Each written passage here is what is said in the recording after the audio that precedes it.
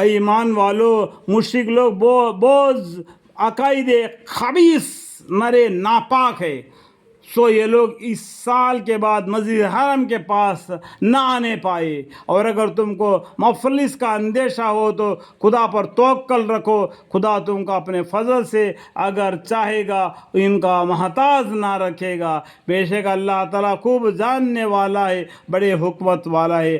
الکتاب جو کہ نہ خدا پر پورا ایمان رکھتے ہیں اور نہ قیامت کے دن پر، اور نہ ان چیزوں کو حرام سمجھتے ہیں جس کو خدا تعالیٰ نے اور اس کے رسول صلی اللہ علیہ وسلم نے حرام بتلایا ہے، اور نہ سچے دین یعنی اسلام کو قبول کرتے ہیں۔ ان سے پہلے یہاں تک کہ لڑے کہ باحتحال ہو کر وہاں رعایت بن کر جزیہ دنیا دینا منظور کرے۔ ان سے سچے دین سے اسلام نے قبول نہیں کیا تو قبول کرتے ہیں، اور نہ سچے دین اسلام کو قبول کرتے ہیں۔ ان سے یہاں تک لڑو کہ وہاں ماتحت ہو کر اور رعایت بن کر جزیہ دینا منظور کرے۔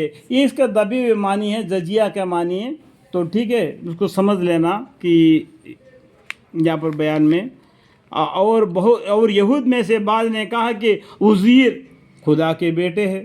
عزیر علیہ السلام وہ ایک پیغمبر ہے، اور ان سے پہلے بہت سے پیغمبر آئے تھے۔ اور نصرانی میں سے اکثر نے کہا کہ مسیح خدا کے بیٹے ہیں، عیسیٰ علیہ السلام خدا کے بیٹے ہیں۔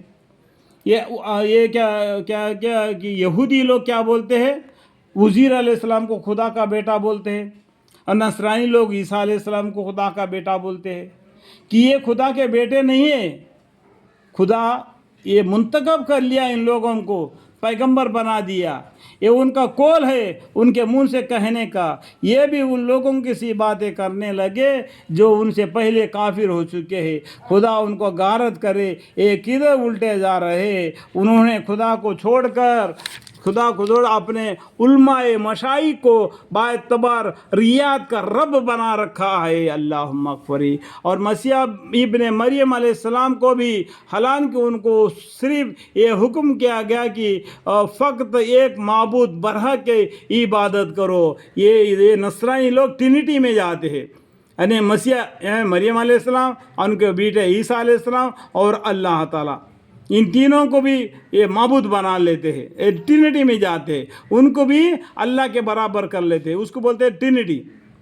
حالانکہ ان کو صرف یہ حکم کیا گیا کہ فقط ایک معبود، ایک اللہ ہے، الہ واحد لا الہ الا ہوا، کرے عبادت کرے، جس کے سوا کوئی لائق عبادت نہیں، اور ان کے شرک سے پاک ہے، سبحانہ عما یشرکون۔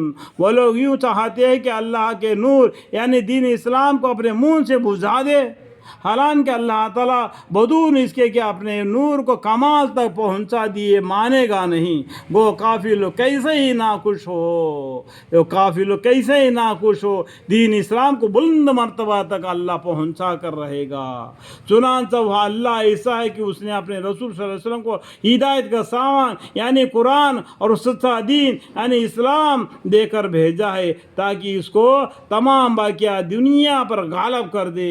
وہ مشرک کیسے ہی ناخوش ہو۔ ایمان والو، اکثر احبار اور رہبان لوگوں کے مال مشروع طریقہ سے کھاتے ہو، اور اللہ کی راہ سے بعض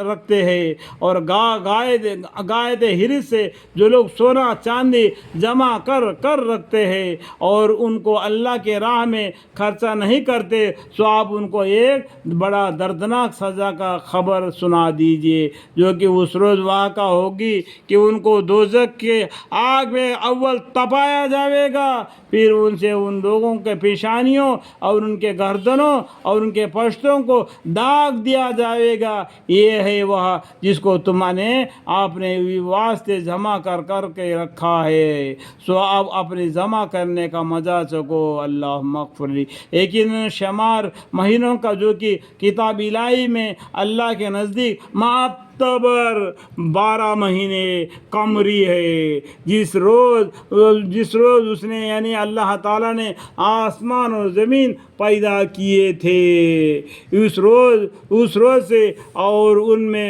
4 خاص مہینے ادب کے ہیں۔ یہ امر مذکورہ دین مستقیم ہے۔ یہاں پر 1 نمبر 2 نمبر کا فائدہ لکھا ہوا ہے، وہاں پر بھی پڑھنے سے دبی معنی معلوم پڑ جائے گا، ٹھیک ہے۔